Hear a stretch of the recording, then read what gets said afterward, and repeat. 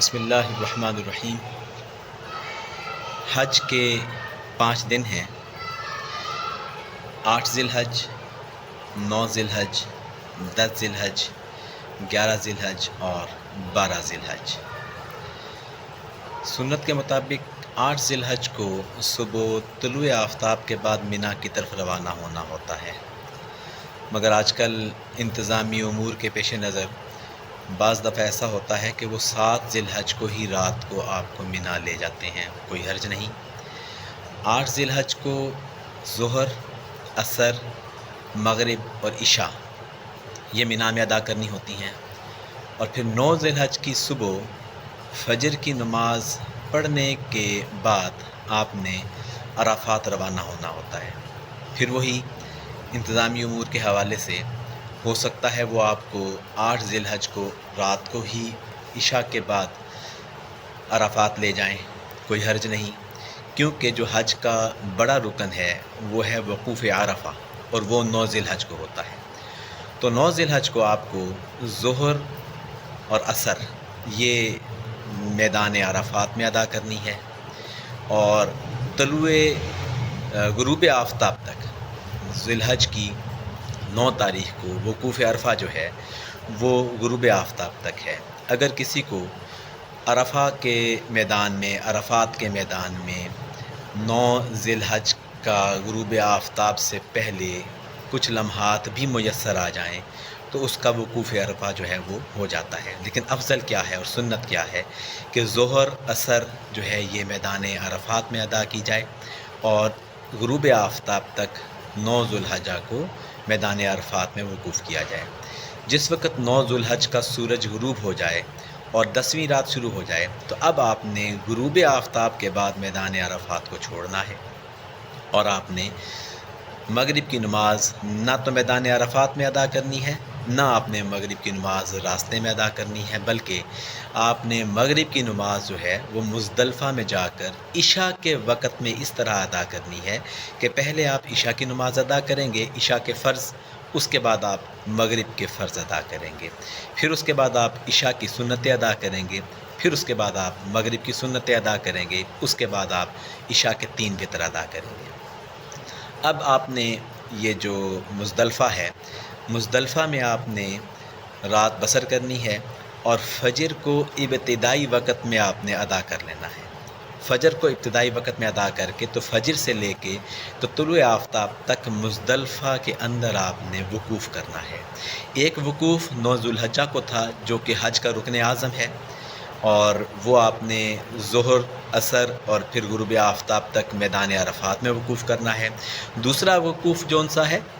یہ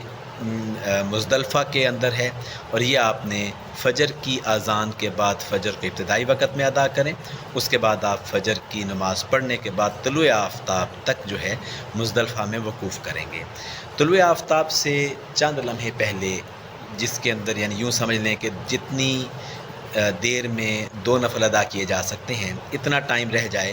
تو مزدلفہ سے مینا کی طرف روانہ ہونا، جمرات کو کنکریاں مارنے کے لیے یہ مستحب اور سنت ہے۔ اگر آپ طلوع آفتاب کے بعد بھی مزدلفہ سے مینا کی طرف روانہ ہوں تو بھی کوئی حرج نہیں ہے۔ اس سارے وقت میں آپ تسبیح و تحلیل اور تلبیہ کہتے رہیں گے۔ جس وقت آپ مزدلفہ کا وقوف مکمل کر کے تو مینا کی طرف روانہ ہوں تو اب مینا میں پہنچ کر آپ نے سب سے پہلا کام جو کرنا ہے وہ رمی کا ہے، جمرات کو رمی کرنا۔ پہلے دن 10 ذی الحج کو جو کہ پہلا دن ہے، اس میں جو جمرہ عقبہ ہے، آخری جمرہ، اس پر 7 کنکریاں آپ نے مارنی ہیں، اور ہر کنکری جو ہے وہ بسم اللہ اللہ اکبر اللہ اکبر کہہ کے مارنی ہے، بسم اللہ اللہ اکبر، 7 کنکریاں ایسے مارنی ہیں۔ اور چونکہ آپ نے مزدلفہ سے کنکریاں جو سی ہیں وہ چننی ہیں، تو مزدلفہ سے آپ کنکریاں کچھ اس حساب سے چنیں کہ آپ نے پہلے دن 10 ذی الحجہ کو 7 کنکریاں مارنی ہیں، اور 11 ذی الحجہ کو آپ نے 21 کنکریاں مارنی ہیں، 3 جمرات پر 7 کنکریوں کے حساب سے، اور 12 ذی الحجہ کو بھی آپ نے تینوں جمرات پر 7 کنکریوں کے حساب سے 21 کنکریاں مارنی ہیں۔ یہ ساری کنکریاں آپ وہاں سے کیلکولیٹ کر کے چن لیں، اور اگر آپ 13 ذی الحجہ کو رہ جائیں مینا میں تو 13 ذی الحجہ کی کنکریاں جو ہیں وہ بھی آپ پر واجب آتی ہیں۔ 10 ذوالحجہ کو جو آپ نے رمی کرنی ہے، جمرات کو کنکریاں مارنی ہیں، عقبہ جمرہ عقبہ کو 7 کنکریاں، تو وہ آپ زوال سے پہلے بھی مار سکتے ہیں، زوال کے بعد بھی مار سکتے ہیں، مگر 11 ذوالحجہ اور 12 ذوالحجہ کو جو آپ نے کنکریاں مارنی ہیں وہ اذان ظہر کے بعد آپ نے کنکریاں مارنی ہیں۔ پہلے جمرہ کو جو آپ ماریں گے اس کے بعد بھی آپ دعا کریں، دوسرے جمرہ کو جب کنکریاں ماریں اس کے بعد بھی دعا کریں، اور تیسرے جمرہ کو جب کنکریاں ماریں تو اس کے بعد دعا کرنا سنت نہیں ہے۔ جب آپ کی یہ کنکریوں والا عمل 10 ذوالحجہ کو مکمل ہو گیا اور آپ نے جمرہ عقبہ کو 10 کنکریاں مار لیں، اس کے بعد اب آپ انتظار کریں گے کہ قربانی کر لیں، اور قربانی کرنے کے بعد ہی اپنے بال جو ہیں وہ منڈوائیں یا کٹوائیں۔ اس سے پہلے بال منڈوانا یا کٹوانا جو سا ہے یہ جائز نہیں ہے، کیونکہ اللہ کریم نے ارشاد فرمایا کہ جب تک قربانی اپنے ٹھکانے کو نہ پہنچ جائے اس وقت تک نہ حلق کروائیں نہ قصر کروائیں۔ بعض علماء کرام وہاں پر بیت اللہ شریف میں، مکہ شریف میں جو ہیں اور میدان عرفات میں آپ کو حاجی لوگ جو ہیں وہ کہیں گے کوئی حرج نہیں ہے، پہلے کنکریاں مار لیں یا پہلے حلق کروا لیں یا پہلے قربانی کروا لیں، کوئی حرج نہیں ہے، جائز ہے، کیونکہ حدیث پاک سے ثابت ہے۔ تو یہ بات یاد رکھیں، اللہ کریم نے جو ترتیب بیان فرمائی وہ ترتیب یہی ہے کہ آپ نے جو کنکریاں ہیں، حلق جو کروانا ہے وہ قربانی کے بعد کروانا ہے۔ تو حدیث پاک میں جو سی تقدیم و تاخیر کی بات ہے اس میں ساتھ میں علماء اکرام یہ بھی بیان کریں کہ اگر آپ نے کنکریاں مارنے کے بعد قربانی سے پہلے حلق کروا لیا تو آپ پر دم لازم آتا ہے۔ یہ بالکل وہی صورتحال ہے جس طرح نماز ادا کرتے ہوئے ہم سے کچھ غلطی ہو جائے تو سجدہ سہو کرنے سے اس غلطی کی اصلاح ہو جاتی ہے۔ اسی طرح حج کے دوران اگر تقدیم و تاخیر ہو جائے کسی واجب رکن میں تو اس کی اصلاح جون سی ہے بالکل ایسے ہی ہے جس طرح آپ دم ادا کر دیں تو اس کی اصلاح ہو جاتی ہے، لیکن ترتیب کو قائم رکھنا یہ واجب ہے۔ تو آپ جس وقت کنکریاں مار لیں اور کنکریاں مارنے کے بعد اب آپ نے جس وقت قربانی کرنی ہے تو قربانی کے بعد حلق کروانا ہے۔